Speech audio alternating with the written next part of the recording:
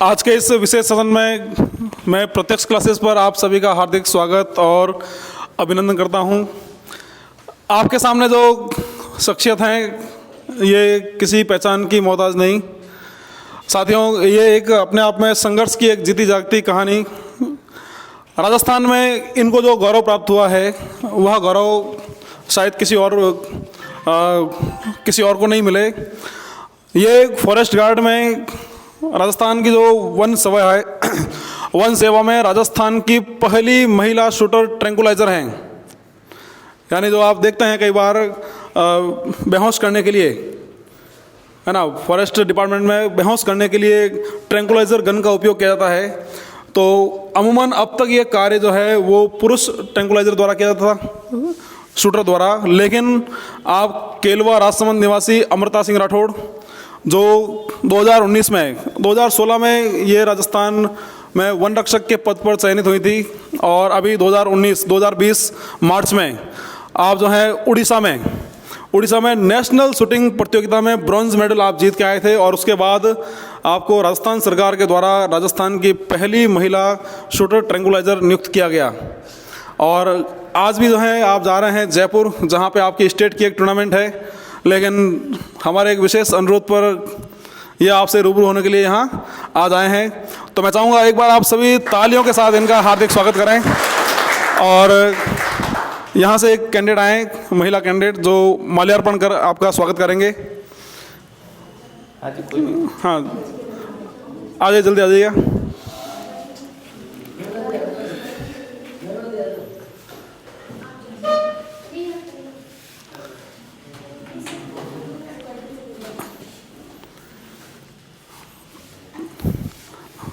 आपका माल्यार्पण के द्वारा हार्दिक स्वागत, अभिनंदन।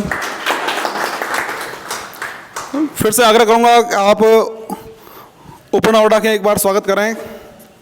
और मेवाड़ की जो शान है, मेवाड़ की पाग, मैं चाहूंगा आप एक बार उनसे भी इनका हार्दिक स्वागत, अभिनंदन करें।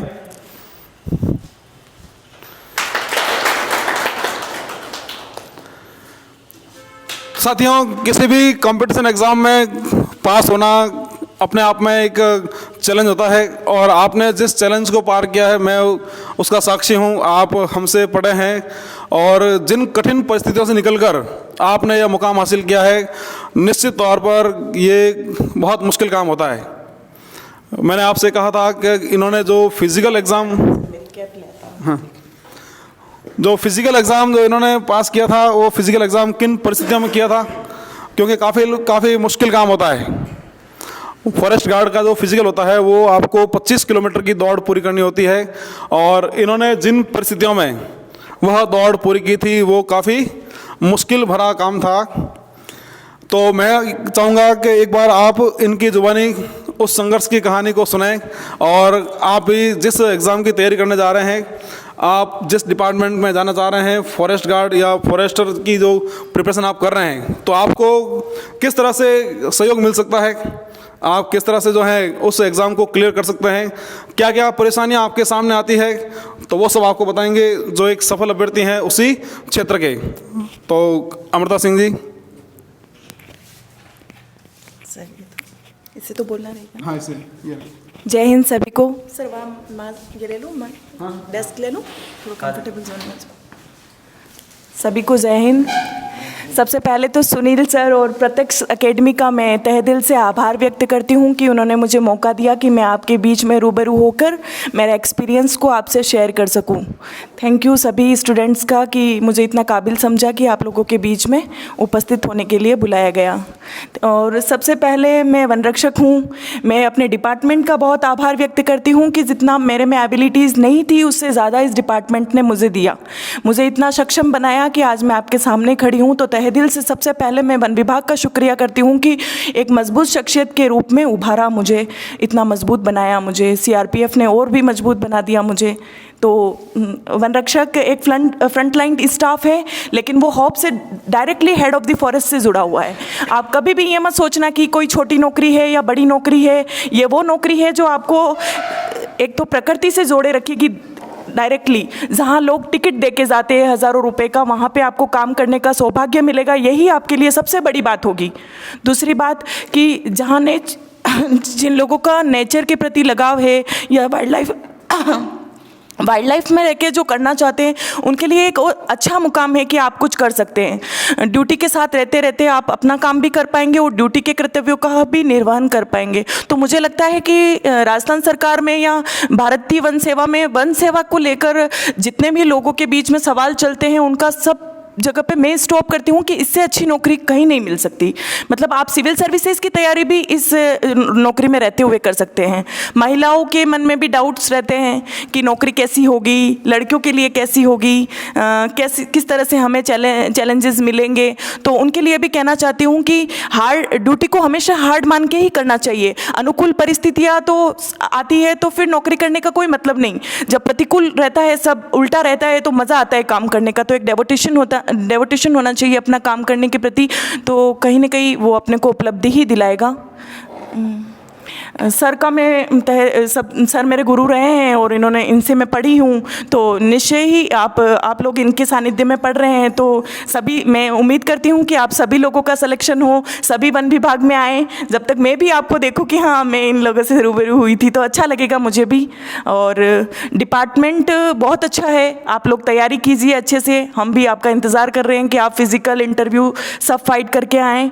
मैं 2016 में मैं इस डिपार्टमेंट में आई थी। उससे पहले साल भर ये प्रोसीजर चला था फॉरेस्ट डिपार्टमेंट की भर्ती प्रक्रिया से लेकर जो एंड अपना ज्वाइनिंग डेट होता है, वो पूरे साल भर की प्रक्रिया रही थी। मेरा बेबी था छोटा सा 2-3 महीने का, तब मेरा एग्ज़ाम हुआ था।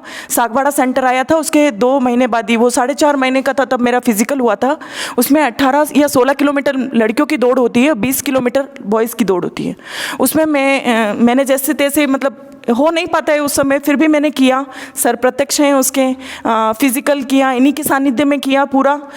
जब ऐसा होता है कि आप रनिंग से पहले अपना सब फिजिकल मैप होता है, उसी में अगर अपन पास आउट होते हैं तो ही चेस्ट नंबर आगे रनिंग के लिए दिया जाता है, बाकी उसी दिन हटा दिया जाता है।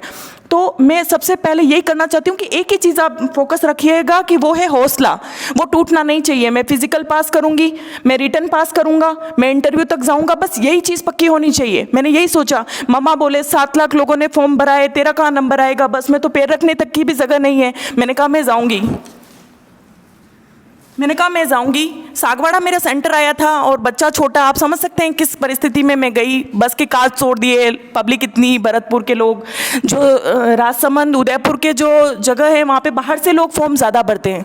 तो यहाँ लोकल जो यहाँ के स्टूडेंट्स हैं, उनको ज़्यादा मौका मिलेगा वैसे, क्योंकि लोकल को ज़्यादा प्रायोरिटी देते हैं। तो मैंने कहा होगा मेरा।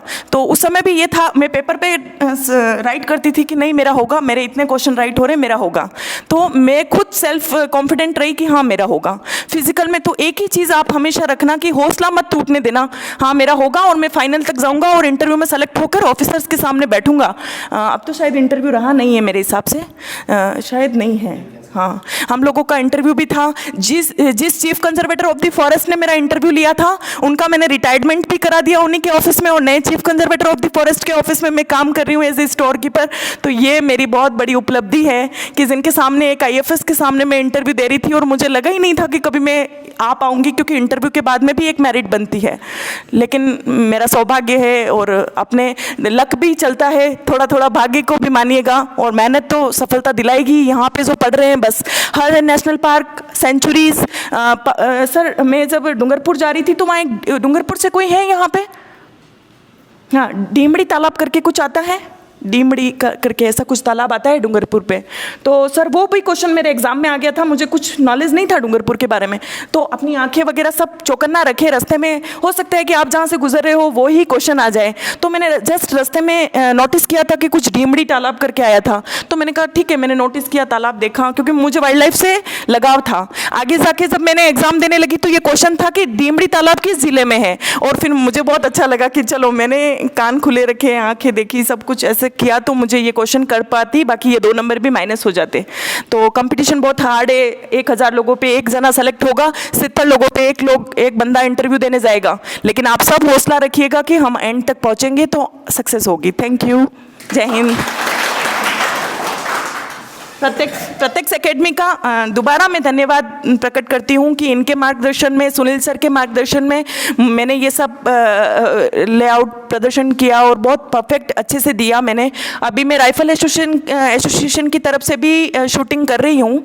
मैं चाहती हूँ कि स्टेट और नेशनल क्लियर करने के बाद मैं हेमा दास की जैसे मेडल लेके आऊँ, तो अभी भी हौसला ऊँचा है, तो अभी भी चालू ही है मेरा। तो आज कल मेरा मैच है। Thank you sir.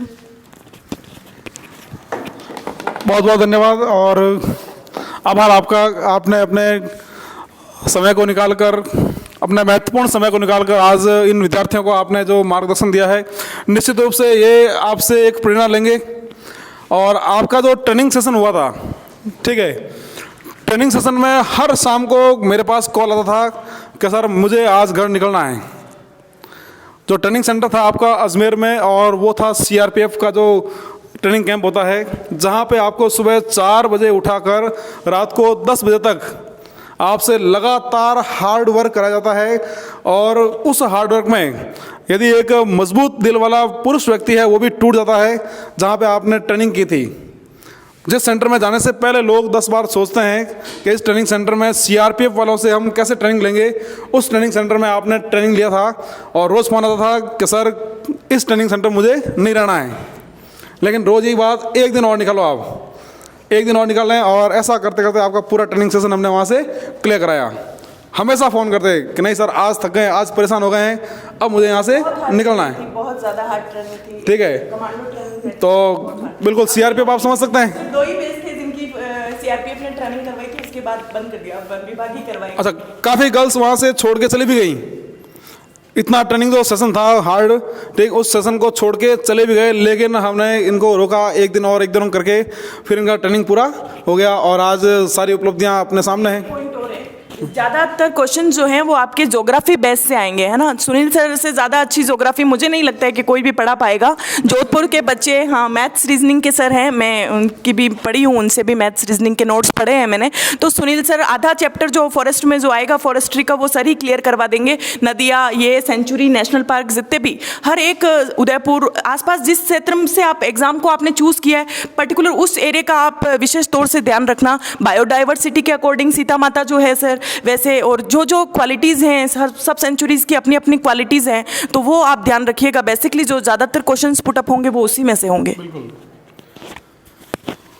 तो निश्चित रूप से ये जो आज का सेशन है आपके लिए काफ़ी फ़ायदेमंद रहा होगा, ठीक। और चाहेंगे हम कि आप भी इन्हीं के डिपार्टमेंट में इनके साथ जॉब करें एक दिन। आप इसी ड्रीम को लेकर यहाँ प्रत्यक्ष क्लासेस पर आए हैं और आप इसी तरह अपने ड्रीम को पूरा करेंगे। मैं सुनाव सर से रिक्वेस्ट करूँगा कि वो 2 शब्द आपके सामने प्रस्तुत करें। नमस्कार। देखिए इधर यहाँ पर ये आए हैं, आपको गाइडलाइन की है। आपने देखा होगा कि कल हमने एक शख्स को और बुलाया था, आज और आए। इनको देख के मन में आप में कहीं ना कहीं जलन पैदा होगी। हमारा भी वहाँ जाना है, हमें भी जाना है। यदि आप इसी तरह सोच करके, इनको देख करके अपना आदर्श मान के यदि चाहते हो कि मैं भी बनूं, मुझे भी बनना चाहिए, तो 100% आप बन सकते हैं।